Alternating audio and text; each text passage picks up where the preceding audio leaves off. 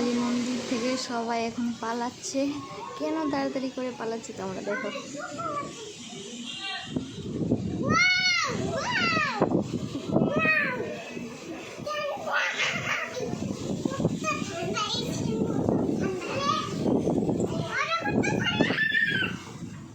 Hello friend, good morning. সবাই কেমন আছো?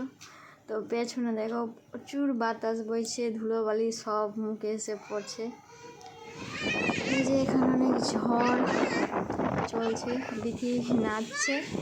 তো এখন কি করব না করব তোমাদের সঙ্গে শেয়ার করবো, তোমরা ভিডিওটা দেখতে থাকো।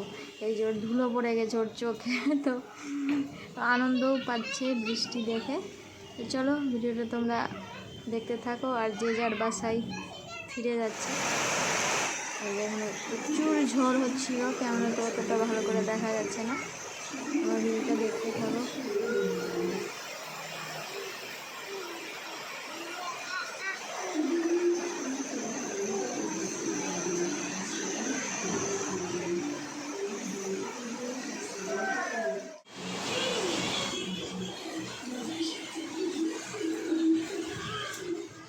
এখানে বিথি বৃষ্টিতে ভিজতে চাইছিল, যে মা আমি স্নান করবো, তো আমি বলছি না, স্নান করতে হবে না, কারণ স্নান করলে শরীর খারাপ হয়ে যাবে।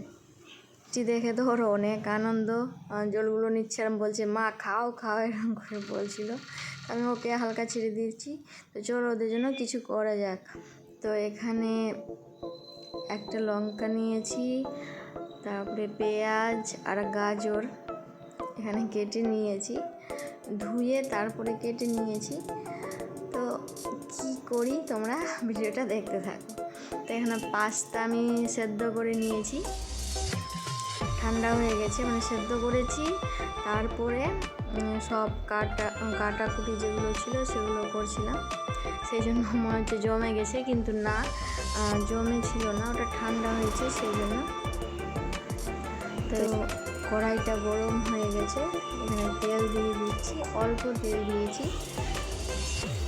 তো গরম হোক, গরম হওয়ার পরে এখানে গরম হচ্ছে, তারপরে একটা ডিম দিয়ে দিয়েছি। বেশি ডিম দিয়ে করবো না, কারণ শুধু ওরাই খাবে, সেই জন্য। ওর বাবা খায় না, বিথি আর মন খায়, ওদের জন্যই করছি। তো অল্প তেল দিয়েছি সামান্য, তারপরে এখানে ডিমটা দিয়ে দিলাম ভেঙে, আর অল্প সামান্য পরিমাণে লবণ দিয়ে দিলাম ডিমের মধ্যে।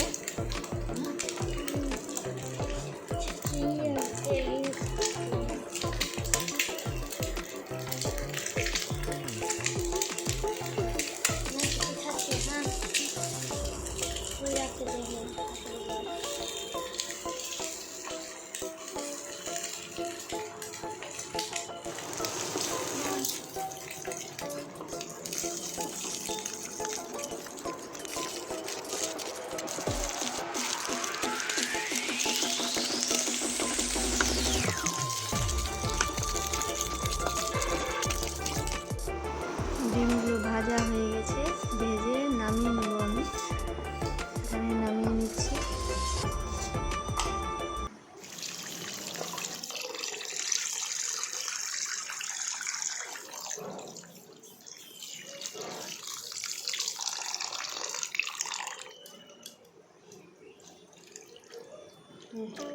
তো পাস্তা বলতে আমি জল দিলাম অল্প করে, কারণ জমে গেছিলো মনে হচ্ছিল, কিন্তু না, জল দিয়ে দেখলাম না, ঝরঝরেই আছে। তারপর এখানে তেল দিয়ে দিলাম, মানে যেরকম রান্না হয় আর কি সেরকমই, অতটা তো পারি না, যেরকম পারি সেরকমই তোমাদের সঙ্গে শেয়ার করলাম। তো এখানে তেল গরম হচ্ছে, আমি দেখছি যে তেল গরম হয়েছে কি না। তো তেল গরম হয়ে গেছে, এই যে দেখো ধুয়ো উঠছে। তো এখানে টুকিটাকি রান্না করার জন্য এটা রেখেছি, বাচ্চাদের জন্যই বিশেষ করে। তো এখানে একটা লঙ্কা কেটে নিয়েছি কুচি কুচি করে, কারণ ওরা বেশি খেতে পারবে না সেই জন্য। আর এখানে না আজকে অনেক রান্না করছিলাম, তো ওখানে তেলের মধ্যে যদি কাঁচা লঙ্কা দেওয়া যায়, তো তোমরা সবাই জানো যারা রান্না করতে পারো যে কী অবস্থা হয়। তারপরে পেঁয়াজগুলো আমি দিয়ে দিলাম এখানে, তো এটা বাচ্চাদের জন্যই রেখেছি, বিশেষ করে ঠান্ডার সময় বেশি অসুবিধা হয়, সেই জন্য একটা ইন্ডাকশান নিয়ে নিয়েছি, ওটা রেখেছি। ডিম সেদ্ধ, ম্যাগি, মানে চা আর কি, সব সময় তো আর নিচে যাওয়া যায় না, সেই জন্য জল গরম ওগুলোর জন্যই এটা রাখা। তো এখানে আমি পেঁয়াজগুলো ভেজে নিচ্ছি, আর পেঁয়াজ আর গাজর একসঙ্গে দিলে পেঁয়াজটা ভালো করে হয় না ভাজা, সেই জন্য পেঁয়াজটা ভেজে তারপরে গাজরগুলো দিয়ে দিলাম। বেশি কিছু ছিল না, গাজর দিয়ে আর পেঁয়াজ আর অল্প সামান্য লঙ্কা দিয়েই আমি করছি। আর এখন যেহেতু ভয়েস ওভার দিচ্ছি, সেই জন্য প্রচুর বাতাস বইছে, সেই জন্য আমার দরজাটা আওয়াজ করছে আর কি। তো এখানে মোটামুটি ভাজা হচ্ছে, মানে ভালো করে ভাজা হয়নি। আর মশলা না, যে কোনো কিছু রান্না করো, মশলা যদি ভালো করে ভাজা না যায় তাহলে কোনো কিছুই খেতে ভালো লাগে না। আর যদি সেদ্ধ না হয় তো, আমি অতটা ভালো করে রান্না করতে পারি না, কিন্তু যেটুকু পারি বাচ্চা, স্বামী, এদের জন্য ভালোই পারি আর কি, অতটাও খারাপ পারি না। আগে তো কিছুই পারতাম না, এখন করতে করতে পারি, মোটামুটি সবই পারি। সস না দিলে তো হবেই না। তো গাজর পেঁয়াজটা ভাজা হয়ে গেছে, তারপরে খাওয়ার সময় সস লাগবে না দিলে এখন না, দিলাম আমি। তারপরে পাস্তা যেগুলো থাকে আর কি, সেগুলো কেটে নিয়েছি। তার মশলা আর সস একসঙ্গেই আমি দিয়ে দিলাম এখানে। তারপরে অল্প করে ভালো করে এবার ভাজবো সস আর মশলা।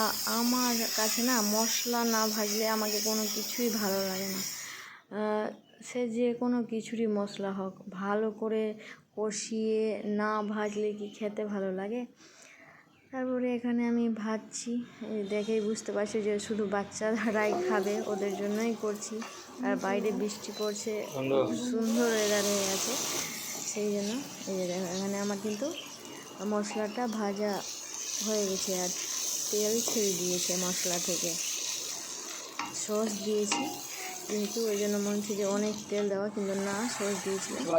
তো এখানে অল্প আমি জল দিয়ে দিয়েছি, কারণ গাজর আর পেঁয়াজটা মানে ভালো করে মশলা সস এগুলো ভালো করে একটু সেদ্ধ হয়ে যাবে। তারপরে এখানে সেদ্ধ হয়ে গেছে, মানে অল্প অল্প তেল ছাড়ছে মশলা থেকে। তো এখানে ডিম যেগুলো রেখেছিলাম কুচি কুচি করে ভেজে, সেগুলো আমি দিয়ে দিচ্ছি। তো এখানে ভালো করে আমি মিক্স করে নিব, ভালো করে মিক্স করে নিলাম। মানে বাচ্চাদের জন্য তো আহামরি আর কিছু দেবো না, মানে ওরা যেরকমভাবে খেতে পছন্দ করে সেরকমভাবেই আমি বানাই আর কি বাড়িতে। তারপরে পাস্তাগুলো দিয়ে দিলাম। তো পাস্তা দেওয়ার পরে তারপরে আর কি ভালো করে মিক্স করে নিতে হবে মশলার সঙ্গে, পেঁয়াজের সঙ্গে। আমি এখানে মিক্স করে নিচ্ছি, আমি যেরকম পারি, আগেই বলেছি আমি যেরকম পারি সেরকমই করেছি ওদের জন্য। তো এখানে পাস্তা রেডি, আমাদের পাস্তা মানে 90% হয়ে গেছে। তো চলো ইন্ডাকশানটা বন্ধ করে দিলাম। তারপরে এই যে আমাদের পাস্তার ফাইনাল লুক, একদম খুবই সিম্পলভাবে করেছি, অতটা আহামরি করতে চাই না। তো চলো পাস্তার রিভিউ নেওয়া যাক। কি খাচ্ছ? আমি কিনা পাস্তা খাচ্ছি। পাস্তা খাচ্ছ? দেখাও তো, ভালো লাগছে খেতে? খাও। তো চলো ভিডিওটা এই পর্যন্তই, ভালো লাগলে অবশ্যই লাইক কমেন্ট শেয়ার করো।